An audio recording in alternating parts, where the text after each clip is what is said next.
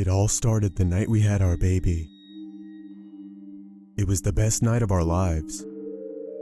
The moment couldn't have been any more beautiful. All I could think was, how could some Poindexter like me get so lucky?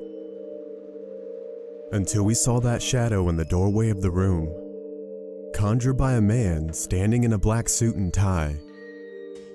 My wife looked confused, and I wasn't too pleased. Nobody was allowed in our room but medical staff. This guy was no doctor. I knew that much.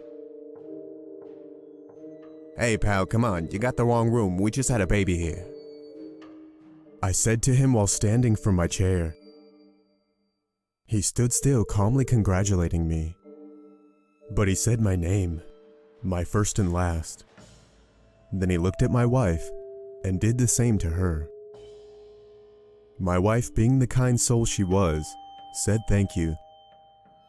I, on the other hand, wasn't so welcoming. I put my hand on his back and we walked out. We stepped into the hallway and I was ready to knock him to the moon. Until he gave me this look. He stared at me and with a normal tone of voice he said, "Remove your arm or you'll never play with chemistry sets again. Do you understand?" Who in the hell was this guy? I looked around for any other patients or staff, but nobody was around. He then pulled out a wallet from his coat pocket and revealed a badge. This mystery man was from the CIA.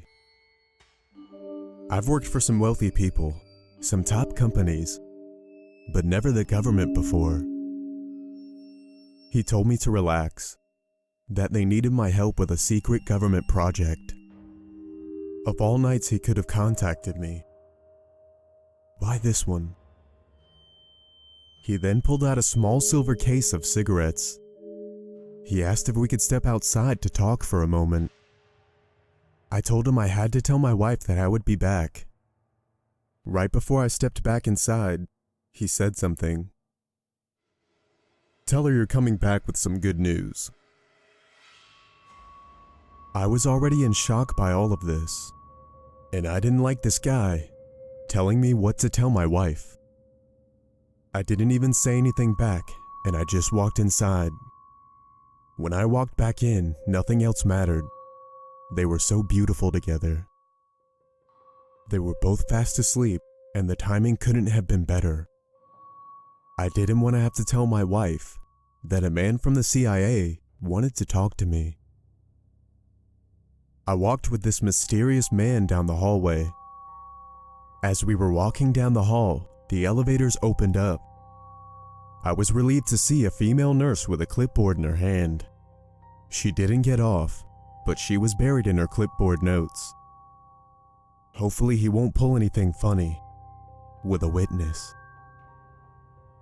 We entered the elevator and proceeded to the ground floor. We walked outside to a very dark, rainy night. I just wanted to cut to the chase. He looked at me, and the next few minutes seemed like a blur. He offered me a job, a high-paying job, one that could provide a great life for my family. They needed my help with a biochemical weapon formula. They wanted me to perfect it. I'm a biomedical scientist. I didn't like the idea of making weapons, but I needed to give my family the life they deserved.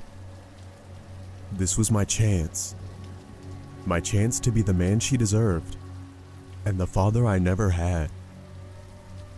He told me if I took the job, I'd have to move far away, but I was promised a nice house and a safe place. He gave me his card and told me to call him. Right after he gave me the card, a pair of headlights turned on from the darkness. It was a black Cadillac parked near us, as if it was conjured from thin air. The car drove toward the man and pulled beside him. He looked back at me, saying, "Oh, and congratulations again." He smiled when he said this, but I couldn't sense any emotion from him. The car drove off quickly as I got shivers down my spine. There was so much going on in my mind. I looked down at the card in my hand. All it had on it was a few words and nothing else. I put it in my pocket and walked back into the hospital. I was just hoping and praying that my wife would be happy about this, that this would all work out and we could live happily ever after, the three of us together. I figured I would just rest on it tonight and tell her tomorrow. This was too much to pile on top of tonight. When I got back to the room, they were still asleep. I ended up dozing off with them. I didn't even dream that night because life seemed so good. When I brought it up to my wife, she was ecstatic. She was so excited for a new life with her family. I knew I had to make that call soon. I went into our room into a small closet. I grabbed an old cigar box filled with baseball cards. It was also where I put the card he gave me. I had no clue what was going to happen. Before I knew it, the operator was on the phone. I didn't know what to say. I heard her saying hello. The cat definitely had my tongue. All I could seem to muster were those weird words on the card. As soon as I said them, she said one moment that she would connect me right away. Her tone changed so drastically. After only one ring, I heard her voice back, telling me that I made a wise choice calling them. It was the man in black. I said that the offer sounded amazing, but I needed to know more. He said that they could give me a hefty advance to help me move, that he could explain more in person. I was tired of struggling, and I had to make a change. For all of us. After getting off the phone, my wife started asking more questions. She wanted to know what it was I did. I was working on technology that would help improve medicine. At least that's what I told her. She believed me and would call me Doc around the house. She always made me laugh. When we arrived to town, we couldn't believe our eyes. Everything was so elegant. People were waving and smiling. There were cute tiny houses everywhere. It had everything you could want. Great-looking schools. Lots of stores to shop. They even had a radio station. This was all like a dream. When we got to our house, my wife was in tears. It was a large house, more beautiful than anything we could have imagined. There was even a big picket fence around the front and backyard. It was amazing. As we were walking around our yard, a man and woman walked up. The man had grease-back dark hair, with a sweater vest and a pipe in his mouth. The woman was a blonde carrying a pie and wearing an apron over her dress. They said they were the Smiths and wanted to welcome us.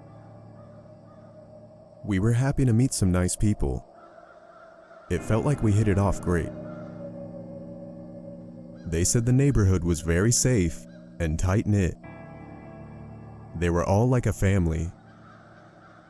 Both of them immediately noticed our baby and awed simultaneously.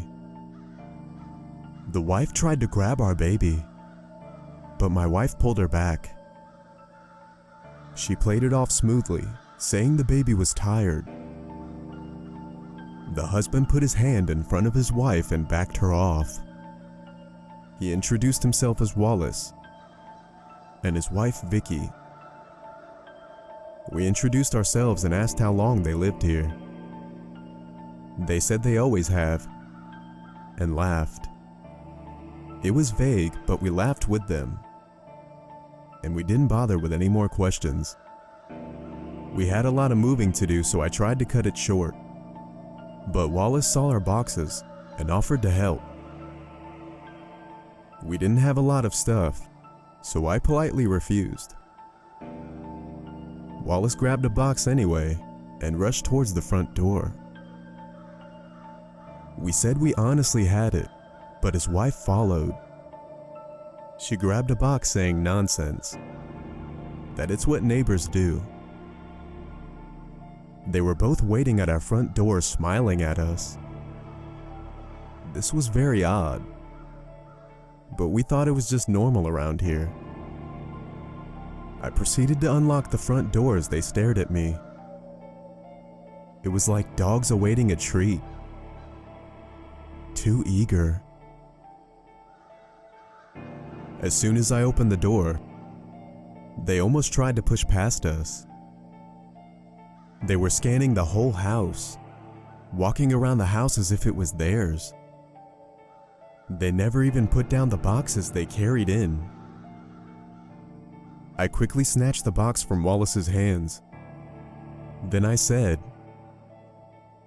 "Thanks, buddy, but we got it from here." Wallace then stepped far too close to me.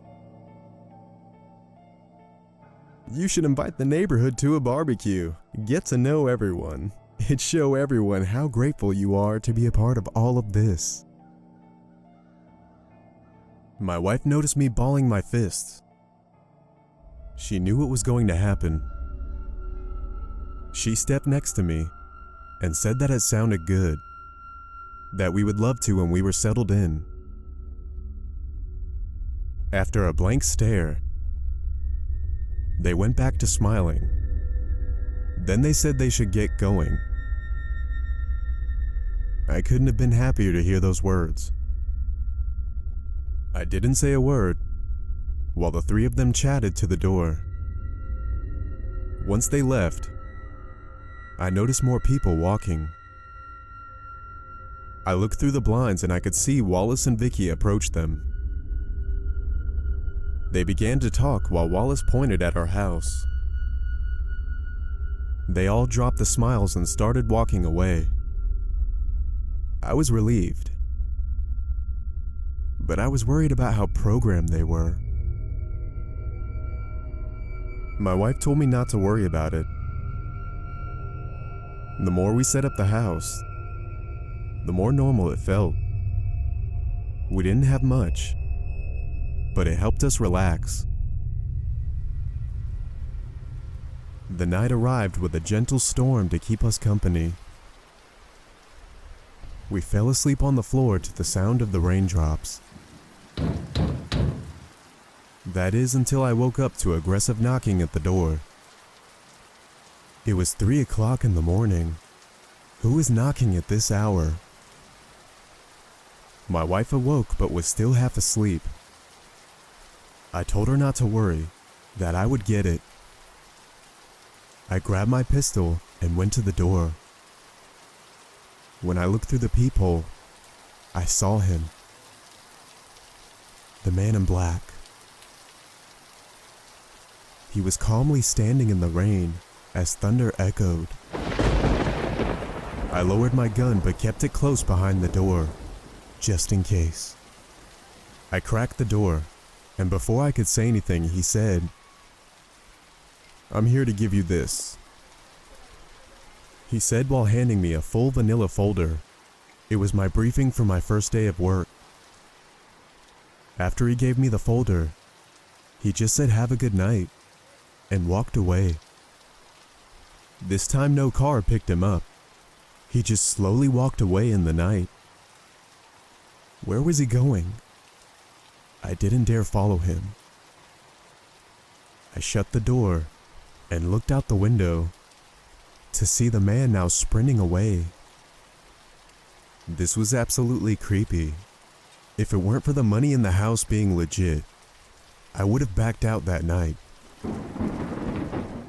I went into a room we had planned on making an office, put a desk lamp on the floor, and turned it on.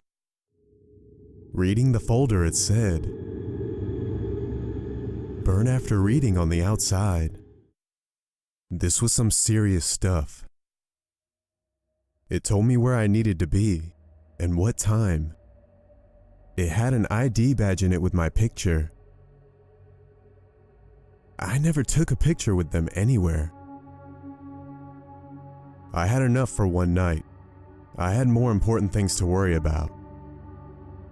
And they were asleep in my living room.